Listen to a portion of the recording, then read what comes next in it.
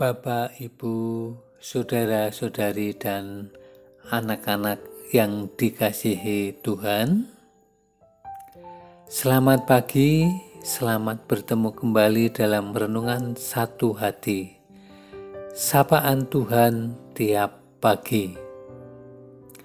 Marilah sebelum kita merenungkan firman Tuhan, bersama-sama berdoa, memohon pimpinan dan penyertaan Tuhan, agar kita dimampukan untuk bisa mengerti, memahami, dan melakukan kehendak-Nya.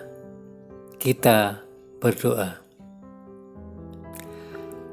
Bapa yang Maha Kasih, selamat pagi Bapa. Di pagi yang sunyi ini, perkenankan kami menghadap kehadirat-Mu. Mengucap syukur atas anugerah-Mu untuk kehidupan kami, untuk kesehatan kami, keluarga kami, untuk makanan kami yang Bapa limpahkan bagi kami semua.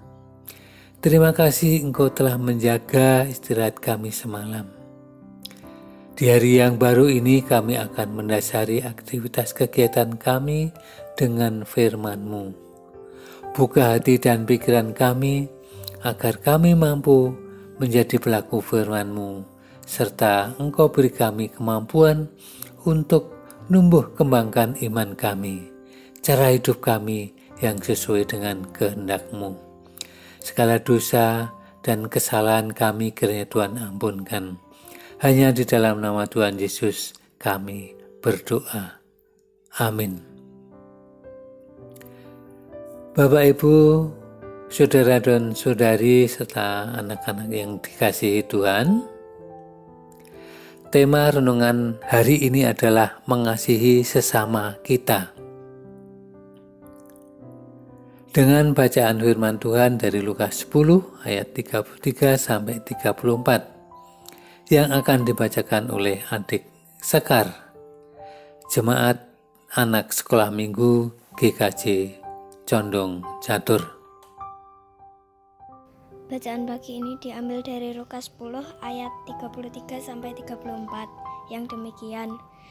Lalu datanglah seorang Samaria yang sedang dalam perjalanan ke tempat itu.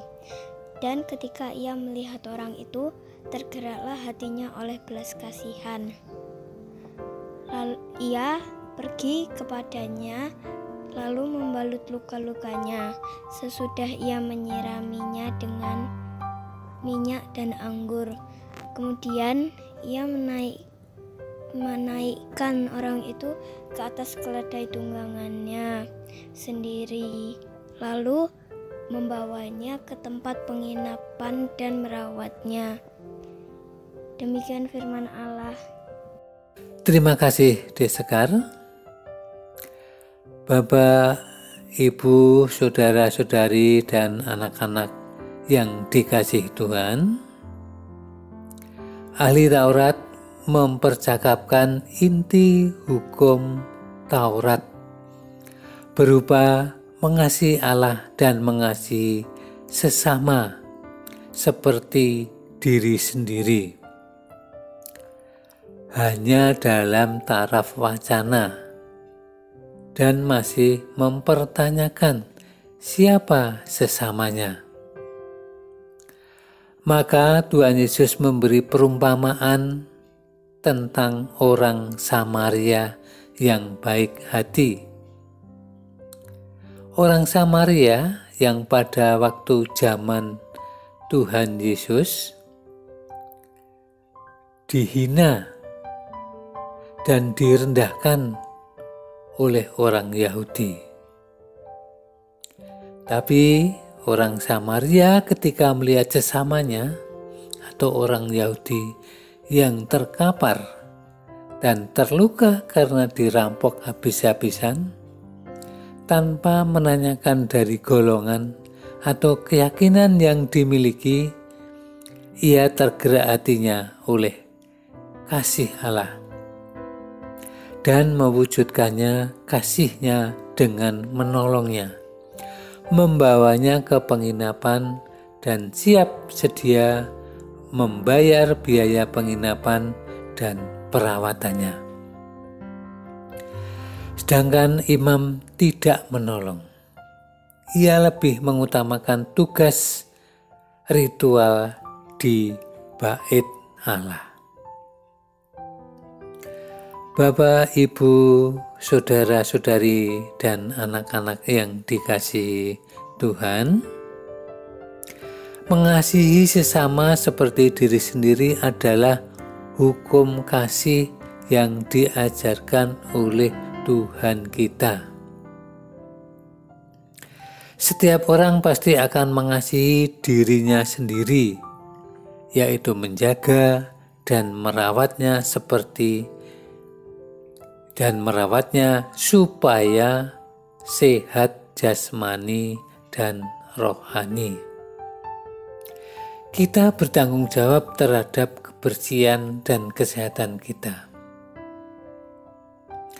Tuhan Yesus mengajarkan untuk mengasihi sesama seperti diri sendiri, berarti memperlakukan orang lain dengan tulus dan baik sesama seperti kita memperlakukan diri kita.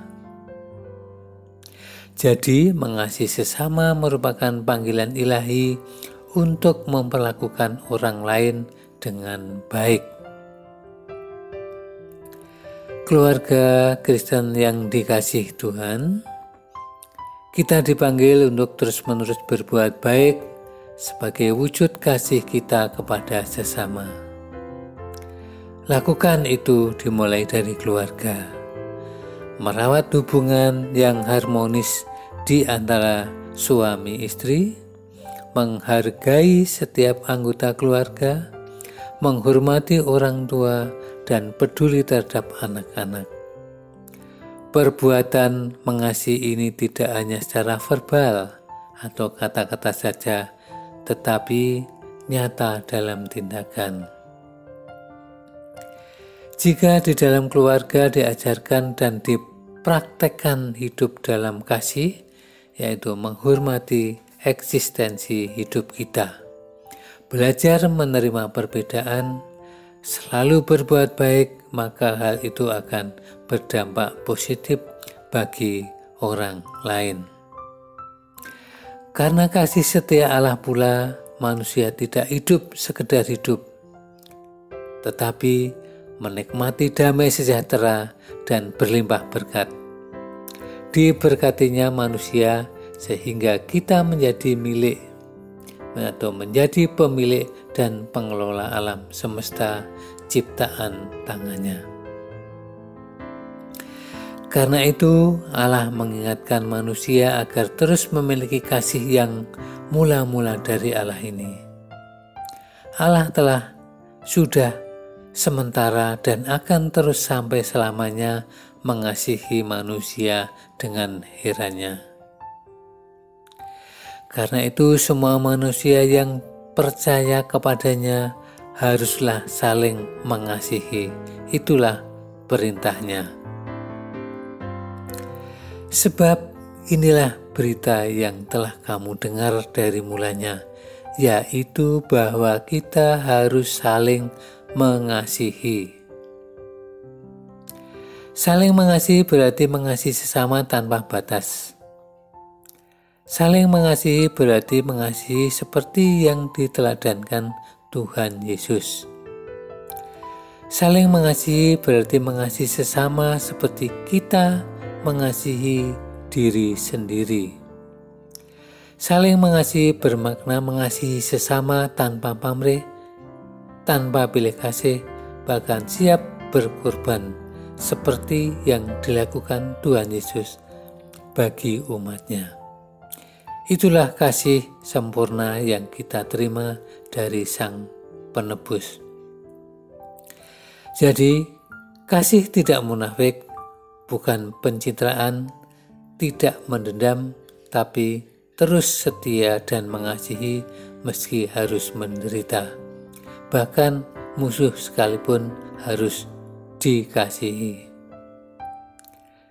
Saling mengasihi bukanlah menunggu dikasihi baru kita mengasihi, tapi tetap mengasihi meskipun tidak dikasihi. Itulah teladan dan perintah Tuhan Yesus. Sahabat Kristus, marilah kita mempraktekkan perilaku saling mengasihi di dalam hidup kita, dimulai dari keluarga kita. Bukan seperti Kain yang tega membunuh saudara kandungnya. Tetapi sebagai keluarga Kristen, hendaklah kita terus mewujudkan kasih Allah dalam hidup kita, dengan terus saling mengasihi sesama tanpa batas. Hiduplah di dalam kasih, maka kita dan keluarga akan diberkati Tuhan Yesus selamanya. Amin. Marilah kita berdoa. Bapa yang penuh kasih, Engkau adalah sumber damai dan kasih bagi kami. Ajarilah kami agar kami terus membuka hati kami untuk saling mengasihi sesama kami tanpa batas. Mengasihi sesama tanpa pamrih, tanpa pilih kasih, bahkan tidak menunggu dikasihi orang lain, tetapi mengasihi lebih dulu seperti yang Tuhan ajarkan bagi kami. Karena itu, dengan ajaran kasih Tuhan, tuntunlah kami agar kami bisa mengubah arah hidup kami seturut dengan kehendak-Mu. Terima kasih Tuhan. Amin.